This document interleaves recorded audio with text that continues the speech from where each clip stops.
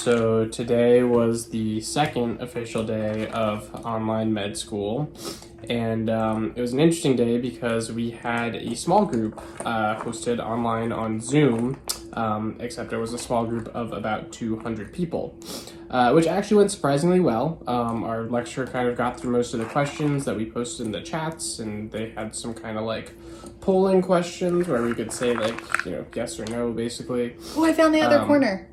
Congrats. What does your small group usually look like, babe? Small group is usually in groups of anywhere from like as small as 5 to 50, depending on kind of like the vibe, basically. It literally just depends on what the lecture, the content, what the curriculum committee had planned for that given day. But yeah, never all 200 people to one faculty member, which is what it was today. But yeah, and so that's it in terms of like required Zoom classes for today.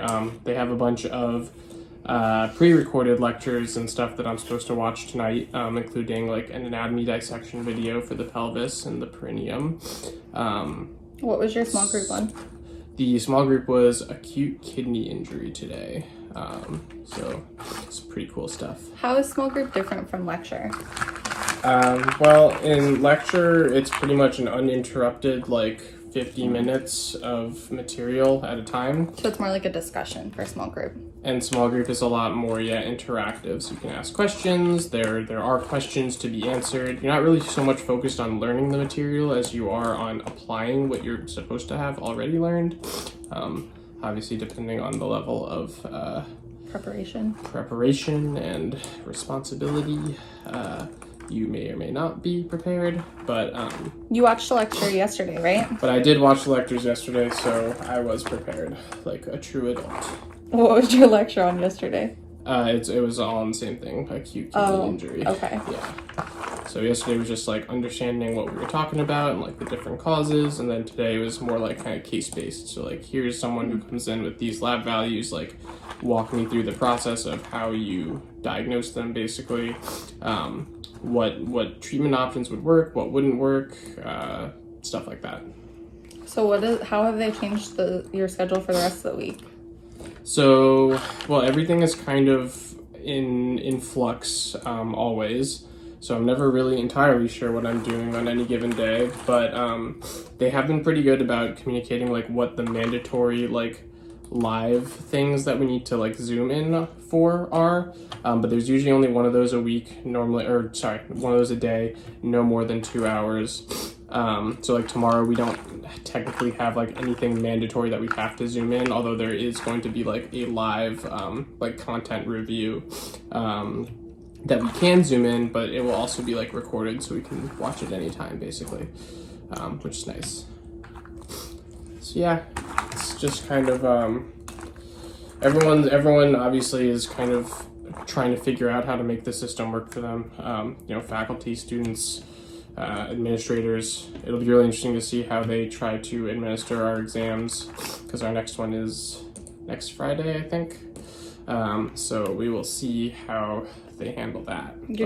And this is all renal that you're doing right now, right? Yeah, and this is for our renal block. So after this, it'll be pulmonary, and that'll be a whole new block too. So there won't be this like kind of weird transition in the middle. It'll just like be online all the way through.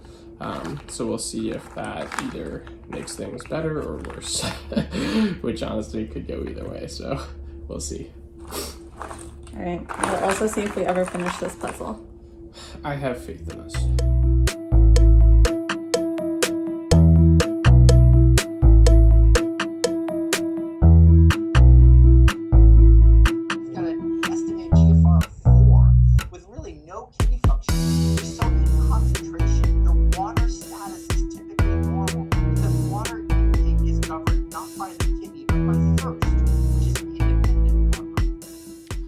Hey guys, so today was a little bit of a busy day. We had our first things first rather, we had a small group on hypertension and kind of like lifestyle changes and like nutrition associated with that. So like the things that you should avoid.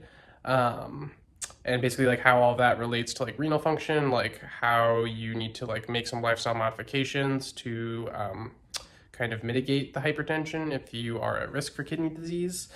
So that was a good 2 hours in the morning. Then we had a little bit of a break, and then we had our introduction to clinical reasoning class, and we basically just worked through a couple of cases, basically just like doing an entire workup. So collecting the history, doing a physical, ordering some labs, and then basically like based off of all of the information that we've come up with, working through like a algorithm to come up with a diagnosis. So that was pretty cool. And at this point now I am just reviewing because I have a test on Friday that I am behind on reviewing for. So that's what we're doing right now. But yeah, the next couple of days shouldn't be too bad. So hopefully I'm not so far behind that I can't catch up. Hey guys, so today is Thursday. Yesterday we had a lengthy review session. It was about 3 hours, and our professor basically just like went through some practice questions and then like explained the concepts behind them. Although I'll admit it was definitely a gauntlet for him and for everyone else doing it all over Zoom with like minimal breaks. But that was pretty much the whole day yesterday, and then just kind of like touching up on some studying, and then trying to get on a good sleep schedule prior to this exam. Today is our study day because our exam is tomorrow. So there's nothing on the schedule per se except like study. And so that's what I've been doing all day today, is just like going through the practice problems, reviewing my notes, just trying to solidify everything last minute almost before the test tomorrow. So these are all of our self-assessment quizzes that they've posted. So this is basically the whole renal unit summarized in I don't know how many quizzes. Each of them is anywhere from like 5 to 20 questions. Honestly, it's a pretty random amount of questions per topic, so we never really know what we're going to get. Today, we have gotten all the way to chronic kidney disease failure, and that is what we're going to do now. Okay, sorry, go ahead. So this is a good example of a kind of quiz question that we would get where they give you kind of like a clinical scenario. There you go. Where they talk about a guy with CKD, and then the actual question really doesn't have anything to do with the patient they just talked about. And they're really just asking which of these statements about bone mineral disease and CKD is true. So part of this test is the anatomy portion of the test, which is going to be very different than what it's been, because obviously we can't go into our anatomy lab and do our cadaver dissection and do the practical exam. So I've been studying using kind of this website called Primal Pictures, which I guess is more of like a service that the course directors use, which is pretty cool though. It does like 3D modeling. So here you can kind of see like the pelvis. This isn't Primal Pictures, it's just like a screenshot basically.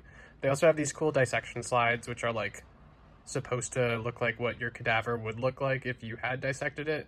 So you can see all of like the different pieces, and like in the software itself, you can like click on things and it highlights them green, so you can like kind of trace through where they go and like where they're headed, and make sure you're seeing all the different pieces of them. And so yeah, so ideally, or at least in my ideal world, the test is going to look exactly like this, where they'll give us a picture and they'll either ask us to identify, you know, something with like an arrow next to it, or maybe multiple things with arrows next to them. We'll see. But yeah. So this is the big kind of anatomy aspect of things, but I've also been studying off my study guide over here, and I'm kind of a weird learner where I learn basically from like reading text, which I know is like a weird thing, but I basically just have these huge study guides. This one's I think close to 96 pages long. And it's just like text on text on text, except like when I need to have a picture. So for something like these tables or something, I'll include the whole ass table because it's just, you can't type that out.